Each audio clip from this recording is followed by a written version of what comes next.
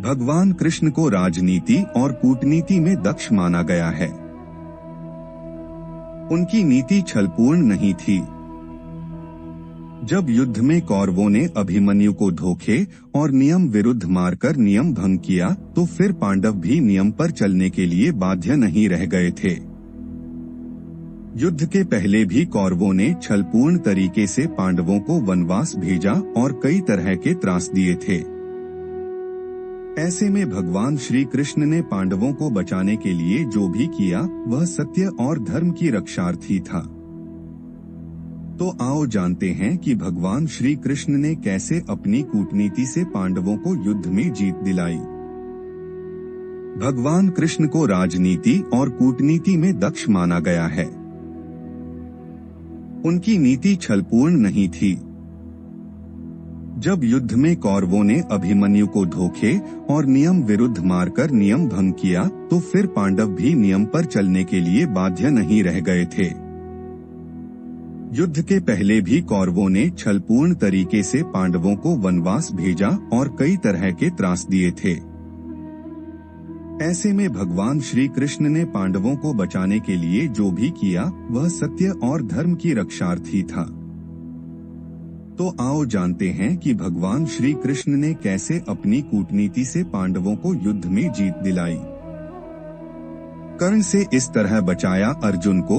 भगवान कृष्ण और अर्जुन के पिता देवराज इंद्र यह भली भांति जानते थे कि जब तक कर्ण के पास उसका कवच और कुंडल है तब तक उसे कोई नहीं मार सकता। तब श्री कृष्ण की युक्ति अनुसार देवराज इंद्र ने ब्राह्मण बन दानवीर कर्ण से दान में कवच और कुंडल मांग लिए। लेकिन कुछ मील जाकर इंद्र का रथ भूमि में धंस गया।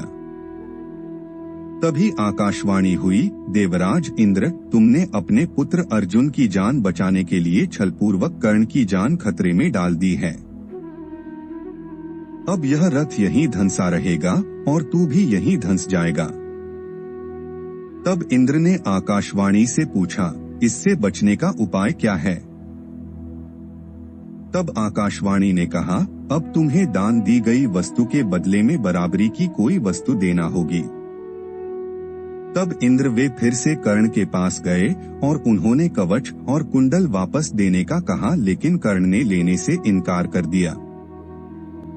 तब इंद्र ने उन्हें अपना अमोघ अस्त्र देकर कहा कि यह तुम जिस पर भी चलाओगे वह मृत्यु को प्राप्त होगा, लेकिन तुम इसका इस्तेमाल एक बार ही कर सकते हो। युद्ध में जब घटोत्कच ने कौरवों की सेना को कुचलना शुरू किया तो दुर्योधन घबरा गया और ऐसे में उसे समझ नहीं आ रहा था कि क्या करें।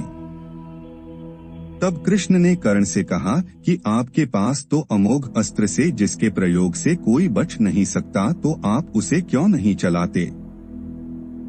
कर्ण कहने लगा, नहीं, ये अस्त्र तो मैंने अर्जुन के लिए बचा कर रखा है। तब श्री कृष्ण कहते हैं कि अर्जुन पर तो तुम तब चलाओगे जब ये कौरव सेना बचेगी, ये दुर्योधन बचेगा। जब ये सभी घटोत्कच के हाथों मारे जाएंगे तो फिर उस अस्त्र के चलाने का क्या फायदा? दुर्योधन को ये बात समझ में आती है और वह कर्ण से अमोघ अस्त्र चलाने की जिद करता है। कर्ण मजबूरन वह अमोघ अस्त्र घटोत्कच के ऊपर चला देता है।